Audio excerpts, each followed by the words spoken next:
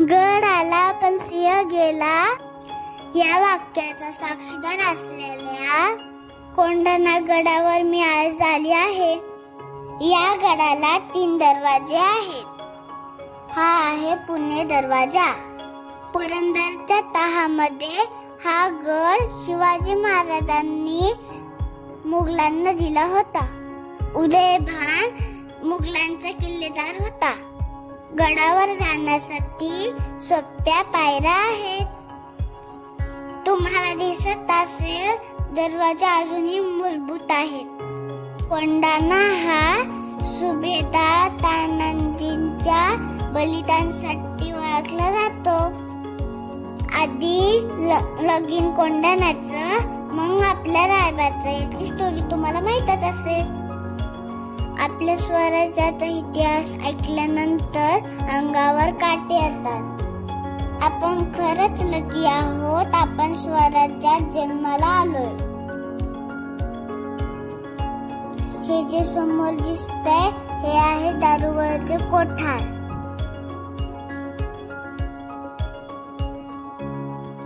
इथून थोडंसं पुढे गेल्यावर डाव्या साईडला घोड्यांची पागा आहे, म्हणजेच घोड्याचा तबेला. सैनिकांचे घोडे इथंच बांधायचे, त्यांना इथंच चारा पाणी द्यायचे. ही जागा एका मोठ्या दगडामध्ये कोरलेली आहे. तुम्हीच बघा हे काम किती सुंदर पद्धतीने केलं आहे. थोडस पुढे गेल्यावर एक आम्ही तिथे टाकी पाहिली. त्याच्या पुढे एक हनुमानाचं आणि गणपतीचं मंदिर होतं. त्या मंदिरात आम्ही सगळ्यांनी दर्शन घेतली.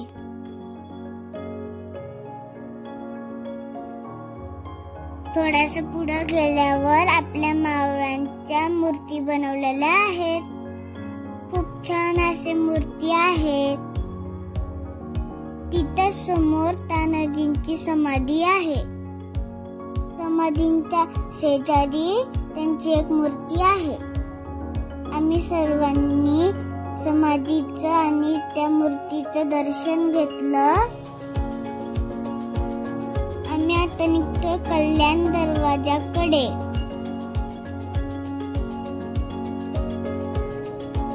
आम्ही खूप थकलो होतो म्हणून थोडासा एक छोटासा ब्रेक घेतला, खाल्लं आणि थोडासा फोटोशूट केलं.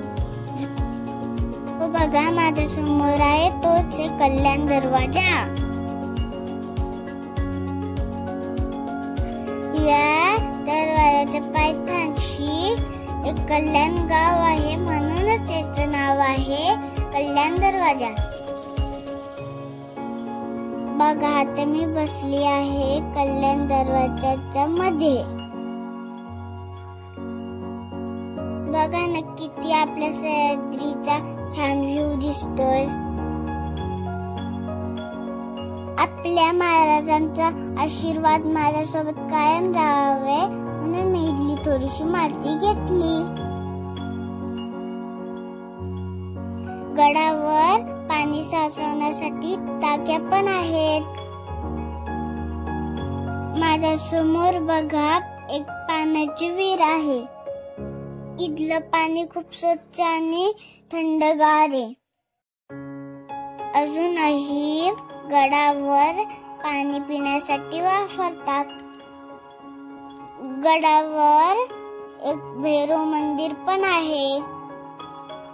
तिथे आम्ही देवाचे दर्शन घेतले. मंदिर खूप छान आणि जुनं आहे. आणि हो सुंदर पण खूप आहे. थोडस पायऱ्या चढत गेल्यानंतर तिथे महादेवांचं मंदिर पण आहे. हे आहे कोंढाणेश्वर मंदिर. व्हिडिओ आवडला असेल तर नक्कीच लाईक आणि शेअर करा. जय शिवराय मित्रांनो.